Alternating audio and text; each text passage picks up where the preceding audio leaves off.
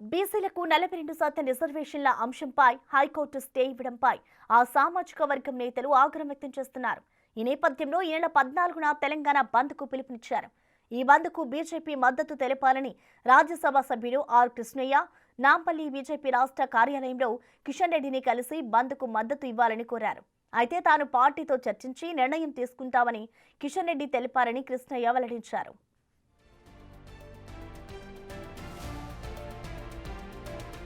22 BC సంఘాల మద్దతుతో local body ఎన్నికల్లో బీసీ రిజర్వేషన్ జీవోపై హైకోర్టు స్టే ఇవ్వడం, ప్రభుత్వ నిర్లక్ష్యంపై నిరసన తెలిపేందుకు రాష్ట్ర వ్యాప్తంగా ఈ నెల 14న బంద్ నిర్వహిస్తున్నట్లు తెలిపారు ఆర్ కృష్ణయ్య.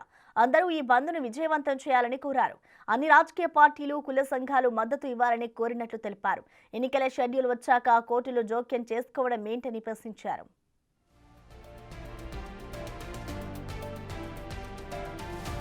బీసీ సంఘాలు ఇప్పటికే పెద్ద ఎత్తున రౌండ్ టేబుల్ సమావేశాలు, నిరసనలు, ధర్నాలు చేపడుతున్నాయని ఆర్ కృష్ణయ్య గుర్తు చేశారు.